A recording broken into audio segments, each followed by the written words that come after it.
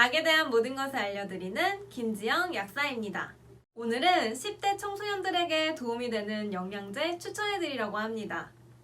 잘 자고 잘 운동하고 건강한 식사를 하는 것이 물론 제일 중요하지만 학교나 학원 스케줄이 빡빡하여 아이들이 어떤 음식을 먹는지 균형 잡힌 식단을 하고 있는지 체크하기 어려운 것이 현실입니다.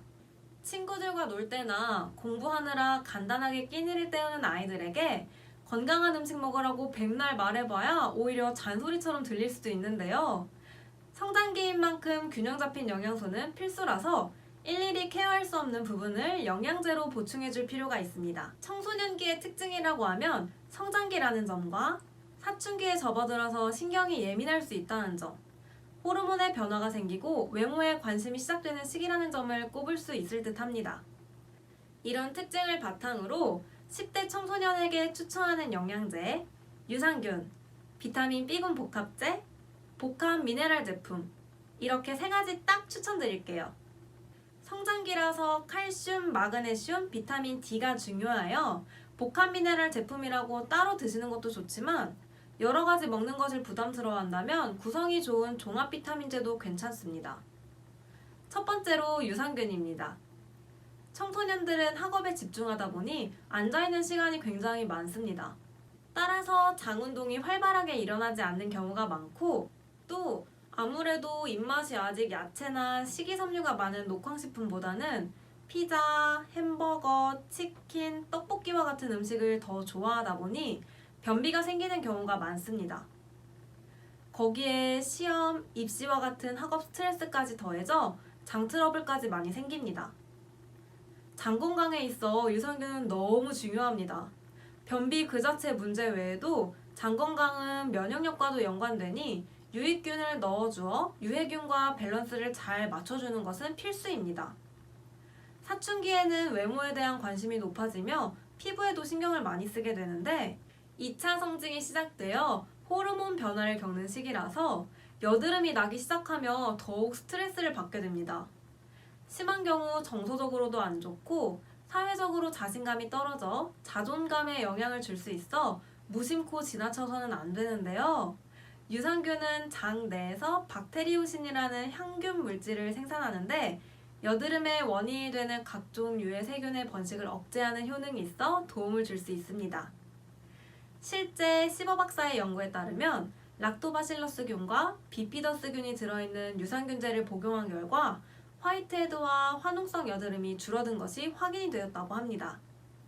장에는 우리 몸속 면역세포의 70% 정도가 집중되어 있어 환경이 좋아지면 피부 면역력도 함께 좋아질 뿐 아니라 배변 활동이 원활해지면 노폐물이 몸속에 오래 머물지 않고 빨리 배출되어 독소가 적어 피부 건강도 개선될 수 있습니다.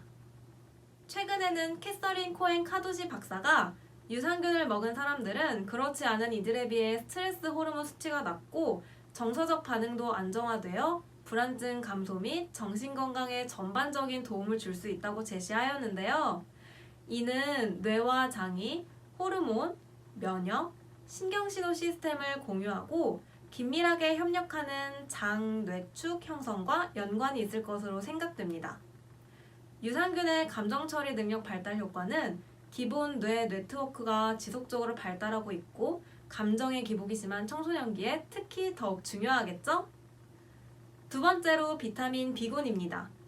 비타민 B군은 유기적으로 연결되어 작용하기 때문에 한 가지만 부족하여도 나머지까지 제대로 효과를 내지 못하므로 골고루 들어있는 복합제를 챙겨 드시는 것이 좋습니다. 비타민 B1은 두뇌 비타민으로 알려져 공부하는 청소년들에게 매우 중요한데요. 신경조직이나 정신상태에 좋은 영향을 줄 뿐만 아니라 탄수화물 대사에서 보조인자로 작용하므로 에너지를 많이 내야 하는 성장기에 필수입니다. 비타민 B2는 성장과 세포의 재생을 돕고 여러 반응의 조효소로 사용되며 시력을 증진시키고 눈의 피로를 경감시켜주니 책을 많이 보는 청소년들에게 도움을 줄 수 있겠습니다. 비타민 B3는 에너지 대사와 신경 전달에 관여하며 건강한 피부와 소화관에도 중요합니다. 우리가 먹은 음식물을 몸이 제대로 다 소비할 수 있도록 에너지를 증가시켜주고 성호르몬 합성도 도우니 2차 성징이 일어나는 시기인 청소년들에게 꼭 필요합니다. 비타민 B5는 항체 형성을 도와 각종 염증을 방어하고 비타민 B6는 적혈구를 만드는 데 반드시 필요한 물질이며 근육 경련을 조절하여 성장통을 겪는 청소년들에게 도움을 줄 수 있습니다.